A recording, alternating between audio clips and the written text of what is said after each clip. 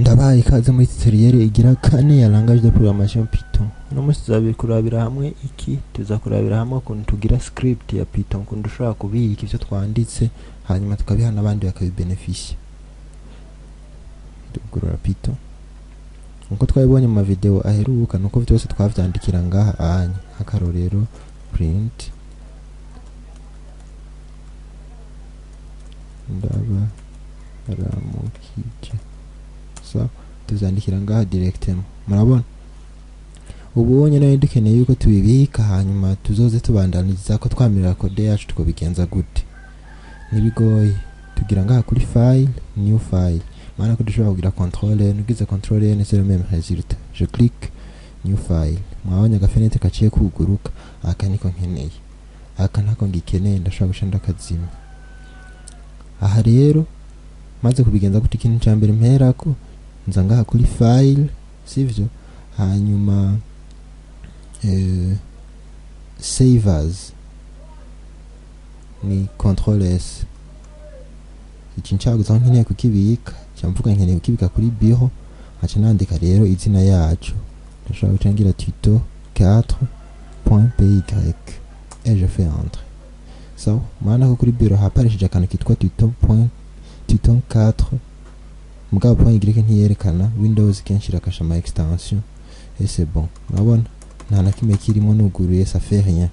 So ubu ndashobora kuandikamo code yanje print dufate c'est l'individu formé, c'est celui qui a appris à apprendre, et je fais file save. Turashobora kugira control S, ni nayo nkene prefera gukoresha uri yo kumanza ngaha anye go file save, ugize control S c'est fait. Je fais entrer, fichier itari enregistré, muca mubona ngaha anye ko hariko utu étoile tubi akaitwari gatangura nakandi kada ngaha anye. Ukuvuga pour enregistrer ugize file save, tujya tu étoile cha tuvako, reka tugire na control S, ça le même effet. Murabibona ubu rero ndashobora kuza nkeka kuri tuto 4. Aha anye naho mutabona mumenye yuko ivyo yavyanditse, mumenye yuko ivyo vyanditse kimenyamenya nikiye. Tugize ngaha kuri run module, murabibona le seul individu c'est celui qui a appris à apprendre. Ngo dushobora kugira directement F5, le seul individu c'est celui qui a appris à apprendre. Aha anye rero muri console mumenye yuko ivyanditse nkuko nk'ubunye tuguruye muri idle directement, ivyanditse murabona yuko ica yugara utu tuboro tuje, ni kuvuga ko programme yahejeje kuba execute.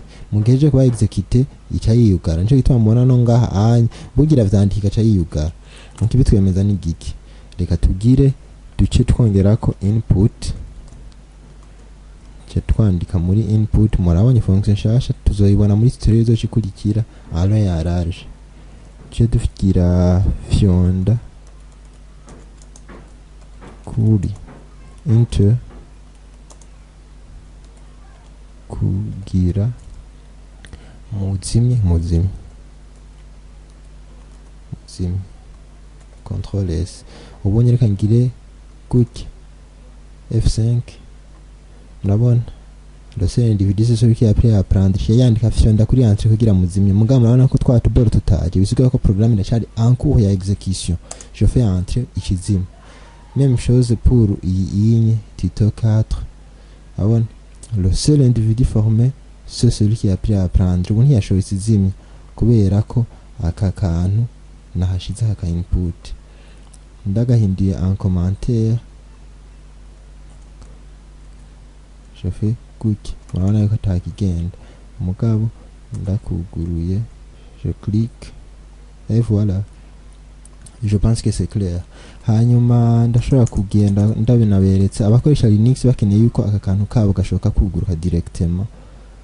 Murakeneye kuzoca mubanza gutanguza aha repertoire irimo Linux gutya, kugira bin usr inf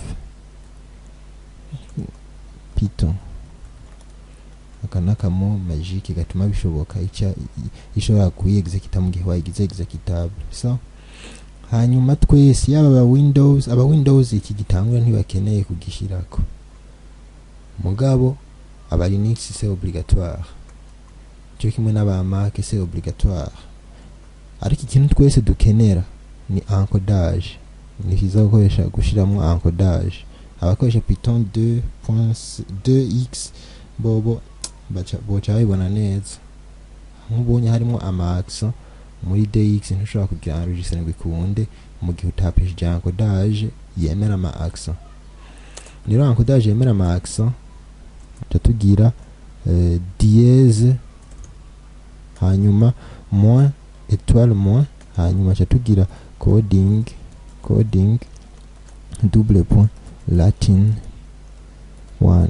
iyi niyo encodage isupporta ama-accent, isupporta igifaransa. Murabibona ukuntu muzamuragira nkuko hari izindi encodage, iyindi encodage imwe isupporta ama-accent ni UTF-8. Murabibona c'est bien. Ni kuvuga abakoresha Linux muzokwibuke gutanguza hanyuma twese tuzokama twibuka gutanguza anye kugira duprécise encodage pour que les accents soient mieux gérés. Naho iyi 3x ibisupporta hajye twamaze kugira programme exécutable, mubona yuko iri kiratugira amarorego ariko akanuza muragashirako. Hanyuma ku bakoresha Windows akakanta anyaka nigakenewe akagatangura mwari nashime henkritse mwana yuko bica biburudubi kuko ntishobora gutora iyi repertoire ntibaho muri Windows.